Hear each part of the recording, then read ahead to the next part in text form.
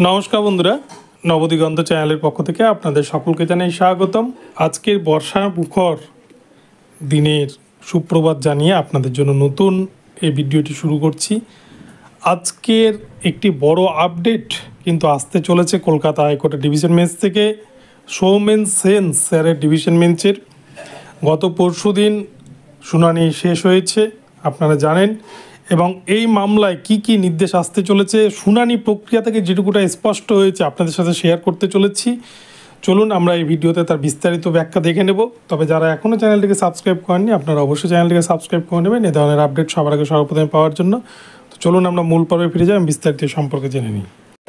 তো বন্ধুরা, আমরা দেখেছি এসএসসির যে গেজেট চ্যালেঞ্জ মামলা, যেখানে কিন্তু 2016 রিক্রুটমেন্ট রুলস এবং 2025 রিক্রুটমেন্ট রুলস, এই দুটো রুলসকে কিন্তু গুলিয়ে দিয়েছিল রাজ্য সরকার তথা পশ্চিমবঙ্গ স্কুল সার্ভিস কমিশন। এখানে আবারও নতুন করে সুকৌশলে দুর্নীতি করার জন্যই কিন্তু এই পন্থা অবলম্বন করা হয়েছিল, এবং যার মধ্যে টিচিং এক্সপিরিয়েন্সের জন্য 10 নম্বর সব থেকে বড় এটা একটা কিন্তু প্রশ্নচিহ্ন দাঁড় করিয়েছে, যেখানে পুরো প্যানেলটাই দুর্নীতির। সেখানে কি করে 10 নম্বর দিতে পারে?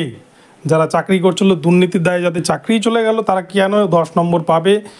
তাহলে 23 লক্ষ ওএমআর মূল্যায়ন করে তাহলে কে যোগ্য কে অযোগ্য সেটা বাছাই করলে তবেই এই 10 নম্বর দেওয়া উচিত। তো এটা ওয়েটিং প্রার্থীদের যে দাবি সেটা একদম যুক্তিসঙ্গত। অপরপক্ষে গেজেটে যে দেখা গেছে যে ইন্টারভিউয়ের ক্ষেত্রে 20 নম্বর ইন্টারভিউ এবং টিচিং ডেমনস্ট্রেশন, এই 20 নম্বর যেটা সব থেকে বড় প্রশ্ন তৈরি করেছিল, যেখানে রাজ্যের গোটা ভারতবর্ষের অন্যান্য রাজ্যে ইন্টারভিউ তুলে দেওয়া হচ্ছে দুর্নীতি কমানোর জন্য, সেখানে আমাদের রাজ্যে কেন 20 নম্বর রাখা হবে?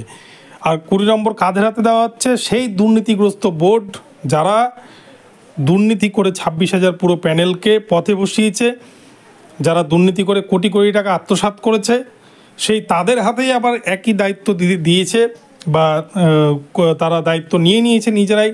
সংবিধান তারা আইন চেঞ্জ করে তারা নিজেরাই যে কোনো রুলস তৈরি করে, কিন্তু যে কোনো রুলস যে কোনো সময় কিন্তু তৈরি করা যায় না, সেটা সংবিধান প্রযোজ্য হতে হবে, সংবিধান যেটা মানে সেটা কিন্তু হতে হবে, নইলে কিন্তু সেই রুলস টিকে না।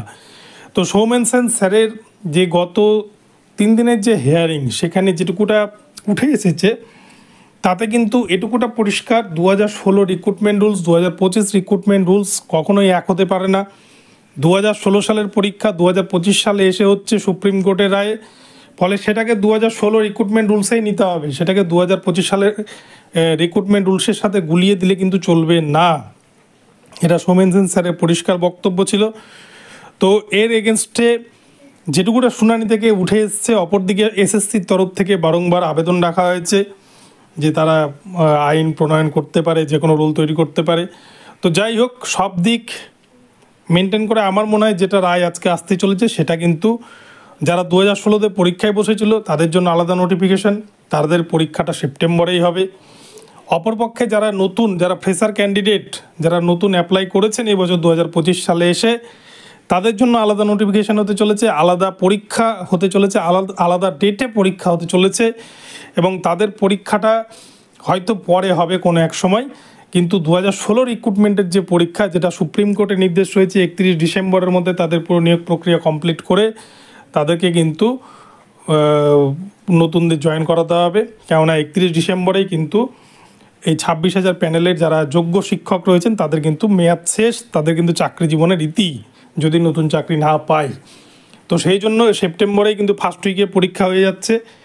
অপরদিকে নতুনদের জন্য হয়তো পরবর্তীতে ডেট দেবে। তো যাই হোক, আজকে কী রায় দেয় সেটাই দেখার। তো বন্ধুরা, ভিডিওটি এখন এখানেই রইল। ভিডিওটি ভালো লাগলে চ্যানেলটিকে সাবস্ক্রাইব করে দেবেন। দেখা হচ্ছে পরবর্তী ভিডিওতে। সকলে ভালো থাকবেন, ধন্যবাদ।